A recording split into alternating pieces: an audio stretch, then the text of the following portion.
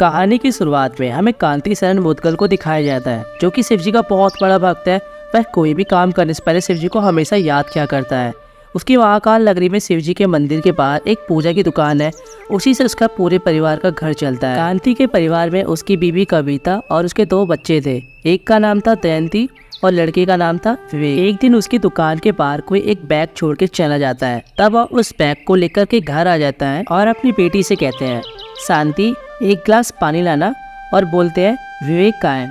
तो दयंती बोलती है विवेक अपने दोस्त के घर पे पढ़ने गया है और रात भर वो वही रहेगा। कांति को जो बैग मंदिर में मिला था, कांति इस बैग को घर में ही रख देता है और अगले दिन कांति को हॉस्पिटल से फोन आता है कि विवेक हॉस्पिटल में एडमिट है। अब कांति काफ़ी ज़्यादा टेंशन में हो जाता है और वो तुरंत हॉस्पिटल में भाग कर जाता है, जहाँ पर डॉक्टर विवेक के बारे में कुछ ऐसी बातें बताते हैं जिसे सुनने के बाद कांति के तो होश ही उड़ जाते हैं।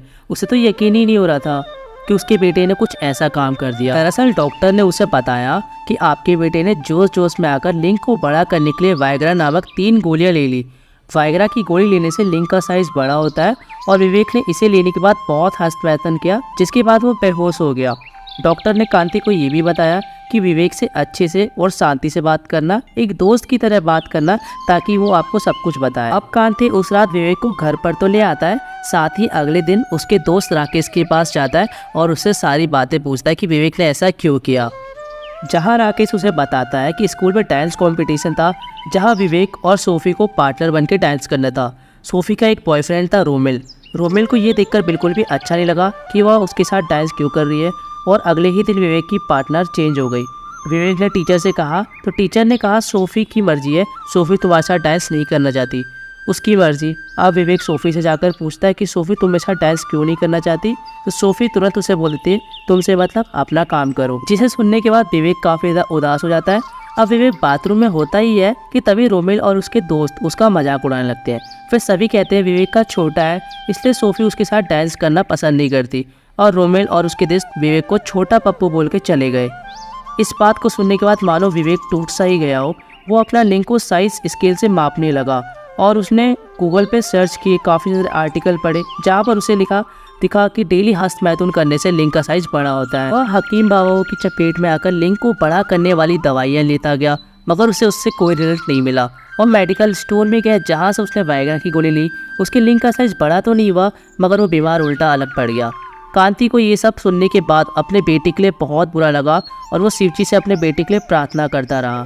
और तभी भगवान शिवजी का एक अवतार गंगा जी में से निकलते हैं। अब अगले ही दिन कांति को स्कूल वाले बुलाते हैं विवेक के, और वो लोग बोलते हैं कि हम विवेक को स्कूल से निकाल रहे हैं, हम विवेक को अपने स्कूल में नहीं रख सकते।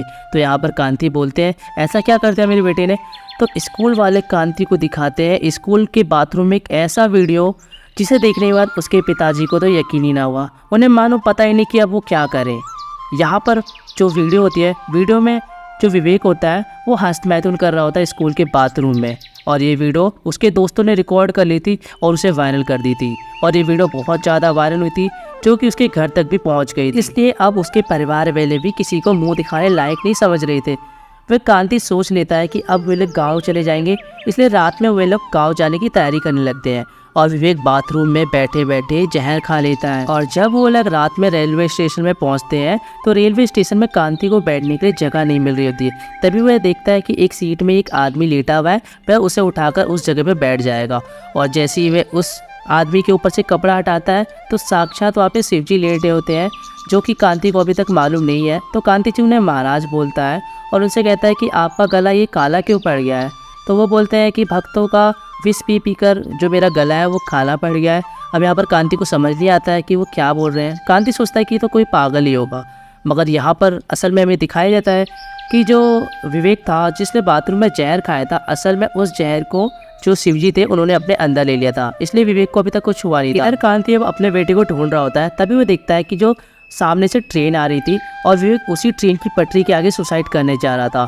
ट्रेन बहुत तेज़ी से विवेक के पास आती है और उसके ऊपर से चली जाती है, और यहाँ पर कांति को लगता है कि अब उसका बेटा नहीं बचा, उसका बेटा मार गया होगा। लेकिन तभी शिवजी उसके बेटे को पीछे खींच लेते हैं और विवेक को बचा लेते हैं। और कांति जी शिवजी को महाराज कहकर उनको सारी बातें बता। इसके बाद शिवजी उन्हें बोलते हैं गाँव जाने से तुम्हारी समस्या का समाधान तो नहीं होगा, यहीं पर रुक के तुम्हें अपने बेटे के लिए समाज से लड़ना होगा। विवेक ने जो किया अगर वो अपराध है तो क्यों है, और अगर वो अपराध नहीं है तो क्यों नहीं है, इसका मुझे उत्तर दो। कांति को अब हिम्मत मिलती है और वह घर वापस आ जाते हैं। वे लोग गाँव नहीं जाते हैं। कांति घर आकर चूरन वाले बाबा पे, मेडिकल स्टोर वाले पे और साथ ही साथ स्कूल वालों पे केस कर देता है और वह सभी को नोटिस भिजवा रहा था और एक नोटिस वह अपने आप को भी भिजवाता है, क्योंकि उन्हें लगने लगा था कि वह अपने बेटे की ठीक से परवरिश नहीं कर पाए। कोर्ट में जब कांति और उसका वकील वहां पहुंचते हैं तो जज भी पहली बार खुद के ऊपर केस करने वाला आदमी को देखकर हैरान रह गया था। कांति कहता है कि इन 4 लोगों पे मैं केस करना चाहता हूँ, क्योंकि इन 4 लोगों की लापरवाही की वजह से मेरा बेटा अज्ञानता का शिकार हुआ और उसका आज ये हाल है।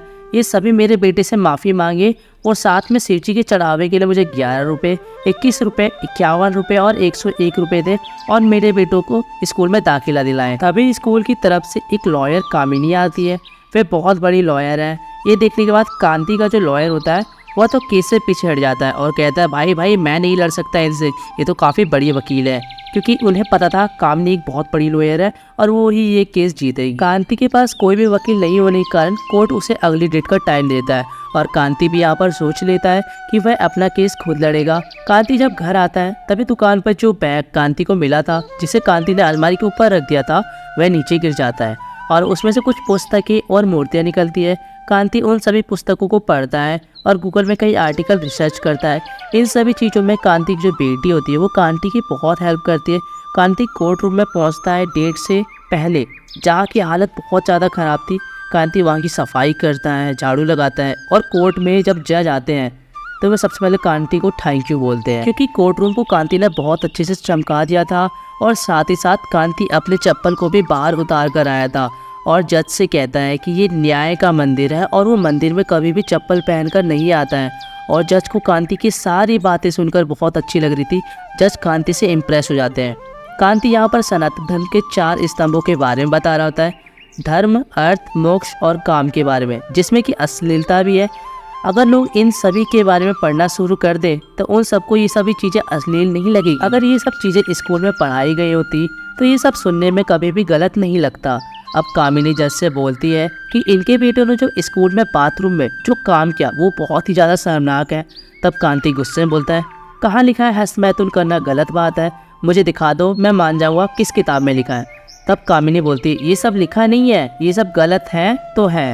अब कांति बोलता है, मेरे बेटे ने जो भी किया वो अज्ञानता में आकर किया, स्कूल ने अगर वो सब पढ़ाया होता तो आज उसका ये हाल नहीं होता। अब कामिनी बोलती है जज से कि ये अपना दोस्त बार बार स्कूल पे लगा रहे हैं ताकि इनके बेटे ने जो शर्मनाक घटना करी है उसके बाद भी उनके बेटे को एडमिशन स्कूल दे सके। और कामिनी ये भी बोलती है कि कोई भी स्कूल सेक्सुअली रिलेटेड चीज़ों के बारे में बात नहीं करता है और ना ही कुछ सिखाता है। अब कांति यहाँ पर अपने बैग में से पंचतंत्र की किताब निकालता है जो कि बहुत पुरानी थी, जिसमें कामशास्त्र के बारे में भी सिखाया गया था।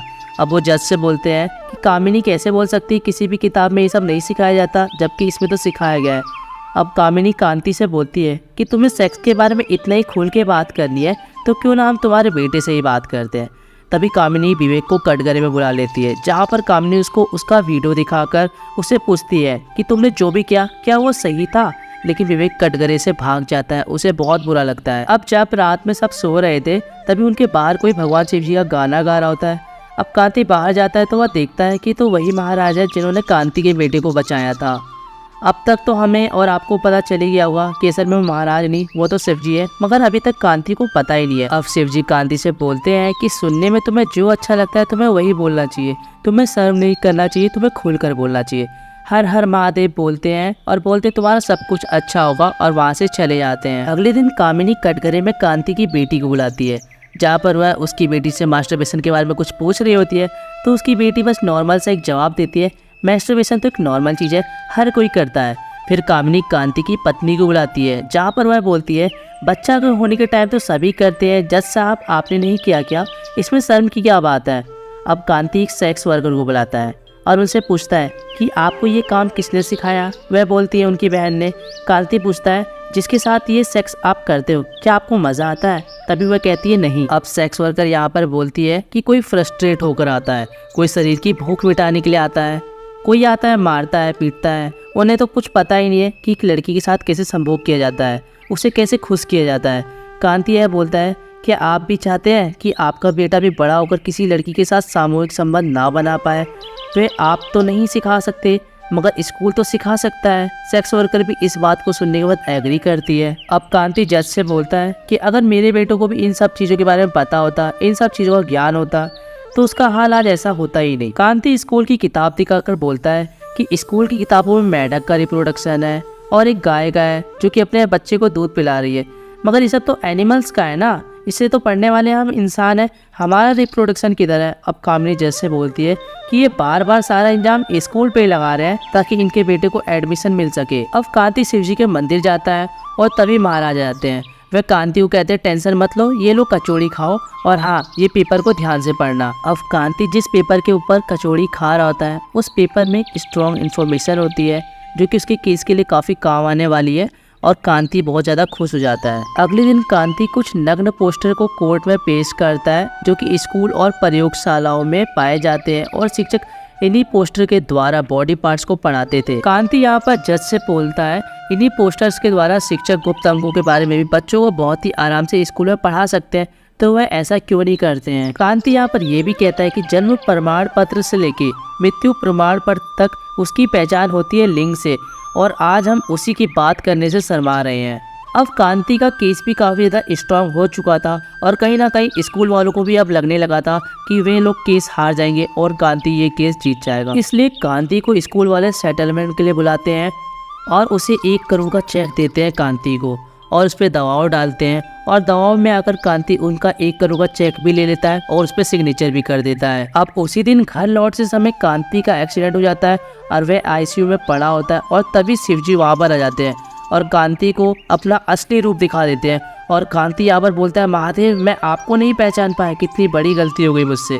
महादेव यहाँ पर कहते हैं मेरा भक्त होकर तू अपने मार्ग से कैसे भटक सकता है, तूने तो अपना काम अधूरा ही छोड़ दिया, जाकर उसे पूरा कर। ये सुनने के बाद कांति आईसीयू से निकलता है और कोर्ट की तरफ भागता है जहाँ पर महादेव स्वयं उसे लिफ्ट दे रहे होते अपनी कार से कोर्ट की तरफ। और जब तक वो कोर्ट में पहुँचता है कामिनी यहाँ पर साबित कर देती है कि कांति लालची था, उसने ये सब चीजें जो भी केस के सब ड्रामा था उसने सब कुछ बस पैसे के लिए किया था। अब कांति यहाँ पर बोलता है कि स्कूल की दवाओं की वजह से आकर मैंने चेक तो ले लिया था मगर मैंने अभी तक बैंक में उस चेक को जमा नहीं कराया।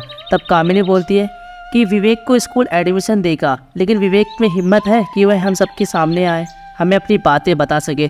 तब विवेक उनके सामने आ जाता है और कहता है कि मैडम मैंने जो भी किया वो सही था, मगर मैंने जिस जगह पर किया, जिस जगह को मैंने अपनाया वो सब चीज़ें करने के लिए वो गलत है। और इसी के साथ कांति ये केस जीत जाता है और उसके बेटे को भी स्कूल पे एडमिशन मिल जाता है। बाकी आप लोगों को स्टोरी कैसी लगी, एक्सप्लेनेशन कैसी लगी मुझे कमेंट में ज़रूर बताना।